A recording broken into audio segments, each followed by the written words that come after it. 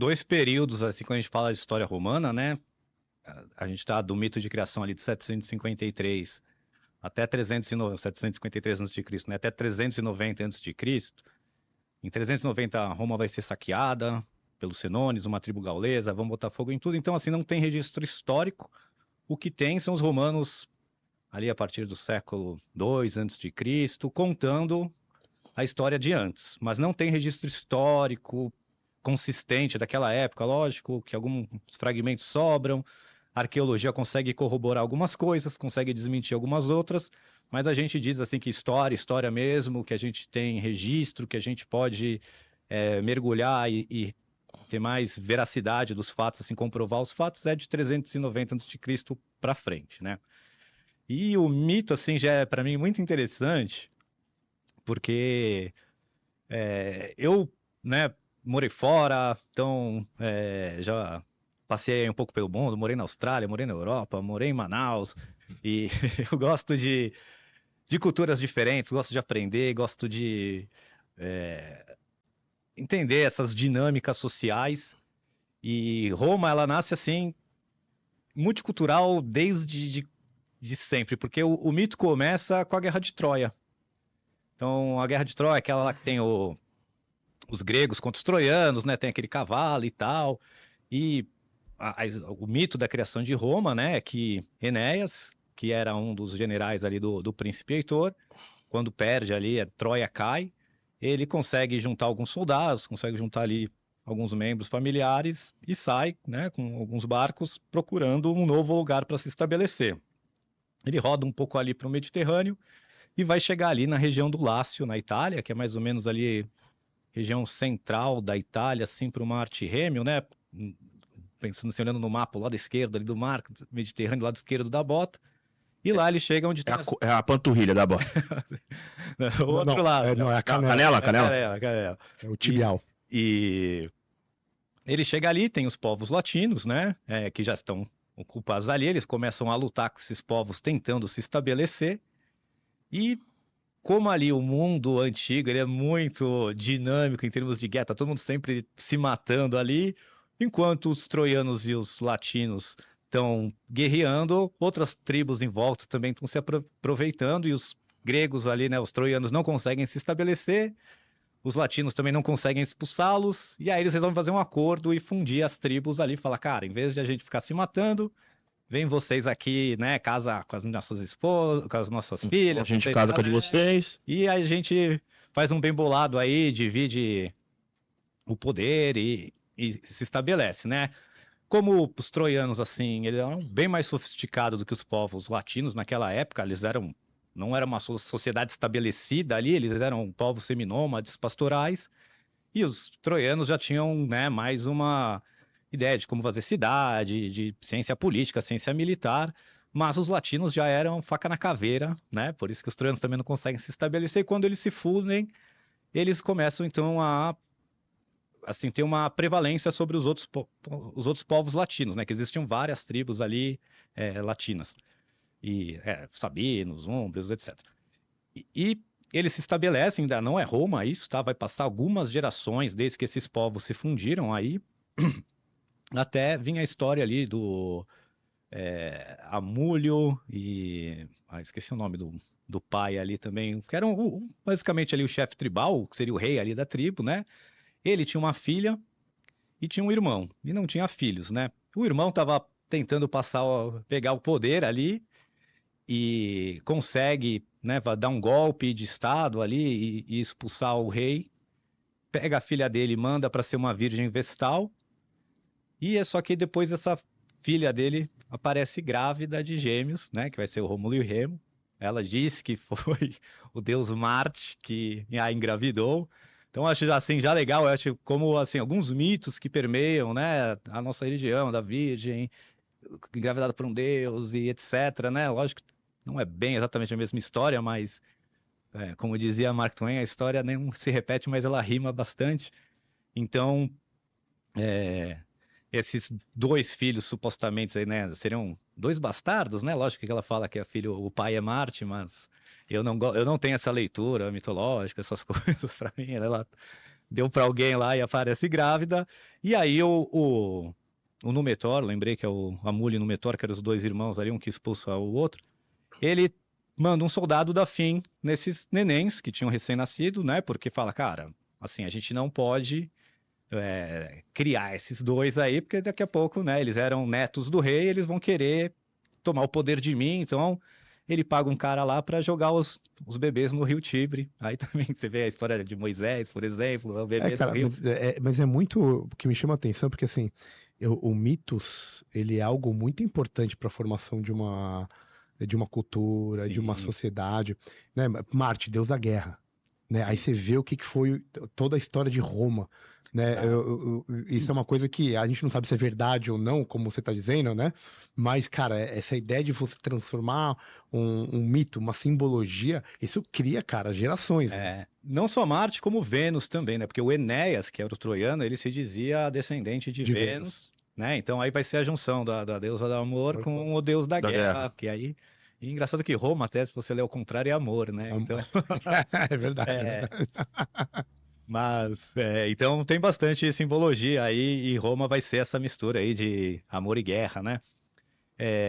Mas aí tem esses dois meninos que o Amúrio lá manda, o Númenor, agora me confundi com os nomes aqui, não lembro quem é quem. Mas ele manda lá, ó, dá fim desses moleques, né? Porque joga eles no Rio Tibre, o cara vai pegar, vai jogar eles no rio. Diz a lenda, né, que o rio tava numa cheia, então ele vai meio que deixa ali na beira do rio, não jogar ali no meio para os caras se afogarem, deixa ali perto, fala, ó, daqui a pouco, né, tá enchendo aqui, Natureza vai fazer a... toma conta. E aí que vem a história da loba, que acha os meninos e os amamenta e tal. E assim, tem historiadores modernos que acham que a história da loba diz respeito a uma prostituta, né? Porque as lupas, até era um nome para prostituta em latim, era lupa. E a ideia é que talvez essa fosse uma prostituta estéril, e quem acha é o marido dela, na verdade, né? Os meninos ali no leito do rio, como não podia ter filho, ele leva para cuidar, e aí eles são criados ali como pastores, né? Como pessoas simples, e como a região ali, como eu falei, era ainda. a- Eu vou voltar um pouco aqui, vamos explicar um pouquinho da Itália ali, porque À é só vontade. para a gente se situar. Então, a É uma mistura Itália do caralho, é uma meu. mistura do caramba. Então, Tanto é que foi o último país a unificar, foi a Itália e a Alemanha, em 1870. cara, Entendeu? Foram os últimos países europeus a se unificarem, foram a Itália e a Alemanha. Porque é uma mistura é uma mistura do fodida. caramba. E já era naquela época, é que depois vão tendo muitas outras ainda, né? Mas assim, quem que era ali na Itália, quem que eram os povos, vou dizer assim, civilizados, tá? O que que era de civilização ali, né? Porque a gente está falando aqui em 700 antes de Cristo, quando a gente pensa em cultura ocidental, nesse período, a gente está pensando nos gregos, né? Que os gregos ali, da Idade do Ferro, ali do começo do 1000 e pouco, eles já tinham cidades bem estabelecidas, as polis, e da Grécia pro oeste ali, cara, já era assim bem mais, como posso dizer, atrasado, né? Mas na Península Itálica tinha duas civilizações bem estabelecidas, que seriam os etruscos, que ficavam ali no norte da Itália, tá? E os gregos, né? Porque tinha as cidades gregas da Magna Grécia que eram no sul da Itália, Sicília tá? também, né? A Sicília, ela começou a ser um pouco depois, e ela era meio dividida entre os cartagineses e os gregos ali. É bem interessante. Vai ser um belo motivo para quando a gente chegar nas guerras púnicas. Exato, cara. E assim, é, então assim, tinha os gregos, que eram os povos, né, mais civilizados, os etruscos, e como um estava no norte e outro no sul, eles faziam comércio entre si, passavam ali pelo meio da Itália, né, pelas rotas terrestres, e ali que, então assim, tinha um burbúrio, mas tanto os etruscos quanto os gregos, ali da Península Itálica, eles viam os romanos como os bárbaros. Todos os povos ali, não era só, né, os latinos, os sabinos, tinha ecos, úmbrios, uma série de povos ali que eram samitas, que eram meio pastores, meio nômades, não eram cidades tão bem estabelecidas assim, né? Lógico, tinha povoamento e tal, mas não com grandes templos, não com grandes edifícios, era uma coisa ali bem rudimentar comparado com os etruscos e com os gregos ali da Magna Grécia. Então, eles, né, quando essas crianças são criadas, eles são criados ali no meio de povos seminômades pastores que estão em guerra constante, assim, sem parar. Sempre um tentando dominar o rebanho do outro, um tentando, né, sempre vingança. E esses Rômulo e Remo, conforme vão crescendo, eles vão ganhando uma fama na região porque eles são muito bons de briga. Então, quando tentam tomar coisa eles Deles. tomam conta, eles botam os caras para correr e eles vivem pegando rebanho e outras coisas dos outros povos, né? E eles vão ganhando fama lá pela região e um, um dos povos ali tenta armar uma armadilha ali, uma emboscada para capturar esses gêmeos que estão ficando aí tão famosos, né? E consegue capturar um deles. E aí quando eles vão levar, né, pro rei ali, pro chefe ali tribal para julgar, o chefe tribal é o vô dele que tinha sido expulso pelo irmão. E quando ele começa a conhecer a história, né? Quem é você, quem é teu irmão, né? Vê a idade, começa a relacionar os fatos, né? De onde vocês vieram, cadê tua mãe? Ah, vai que é adotado. Ele começa a falar, opa, Peraí. peraí, isso aí será que são meus netos? E aí ele, em vez de julgar e matar lá o Remo, que eu acho que é quem eles capturam, eles vão atrás lá da mãe, do pai, e entende mais da história, e aí ele descobre, não, são meus netos. E eles trazem então o Rômulo e o Remo de novo ali para a cidade, para a corte ali da cidade de Alba Longa, que é da onde eles, na época Roma ainda não existia, né? Ainda a cidade de Alba Longa, que seria ali a cidade principal dos latinos. Eles não se adequam bem ali na vida de corte, porque eles foram criados como pessoas humildes, simples, né? E a corte não vê eles muito bem, eles também não se adequam e resolvem que não, vamos fundar uma cidade nós mesmos, vamos atrás de um espaço para a gente fundar a nossa cidade. E aí eles vão lá para essa região onde fica Roma, que tem as 7 colinas, né?